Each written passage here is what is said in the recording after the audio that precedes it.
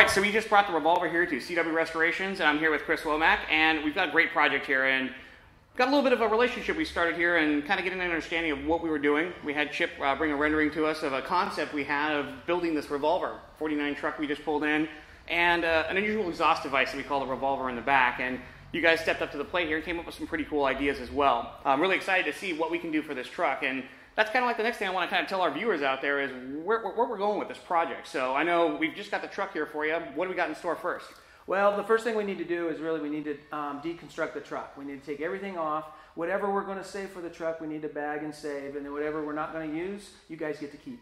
And then next is get it to media blasting so we can see what's underneath there and get it into DTM. I think we're going to be in good shape because the doors shut great. Really minor rust in the back, but really most of the bed we're not going to use anyway. So we're really going to be pretty fortunate, I think. It's a really cool project in the sense that I think what we have as a starter car is really going to come out in the finished product. We're really not going to change a whole lot about it, but kind of bring those little things that you can bring to the table as detail marks to kind of show that this has been a restored, not just classic, but a modified, customized vehicle as well. Right. Let's take a look around the truck and look at some of the details that we're going to take a look at on the project. Okay. All right. That'd be great. Okay, so Chris, we're here at the interior. Again, we got a truck that's got a pretty decent interior. It hasn't been really touched by the aftermarket apart from a little bit of upholstery that was added to it, but what do we have in store?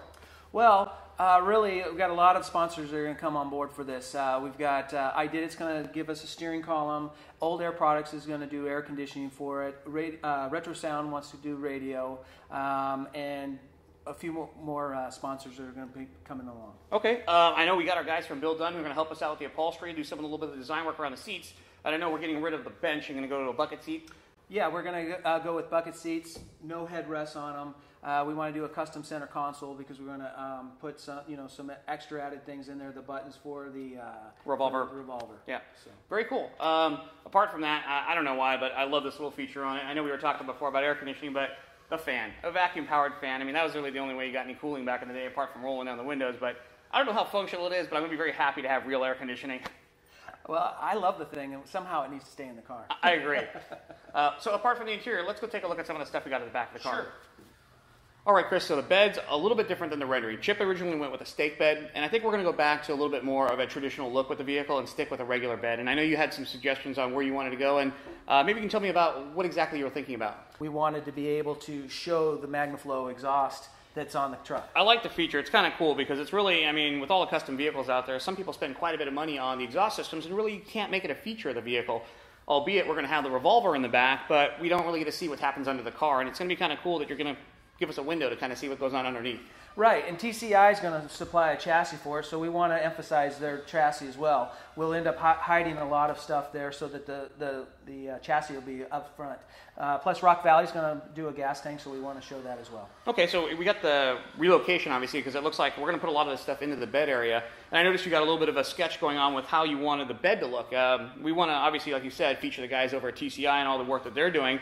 And the bed's kind of cool. We're going to have the Revolver on top. We're going to have the gas tank laid out in the back. But we got some clear kind of see-through areas where we're going to work with some paneling. You got like some perforated paneling or something to that nature that you kind of had in mind? Right. And, we did the sketches. Chris did the sketches for this, and really it was hard to do circles, but basically it's going to be the circles type of like a perforated metal, exactly. Yeah. Exactly, and it's going to be a stainless look to it. So it's great because, again, when you talk about mufflers, that's what our internals look like. So you're going to kind of bring out all the little features about MagnaFlow, which, looks kind of cool. And I caught something here on one of the drawings, and it looks like we got little velocity stack style tail lights going on in there. Yeah, again, I have to give that to Jason. Jason kind of came up with the idea of doing the velocity stacks and making lights out of those velocity stacks. So I think it's going to give it a really good look to it.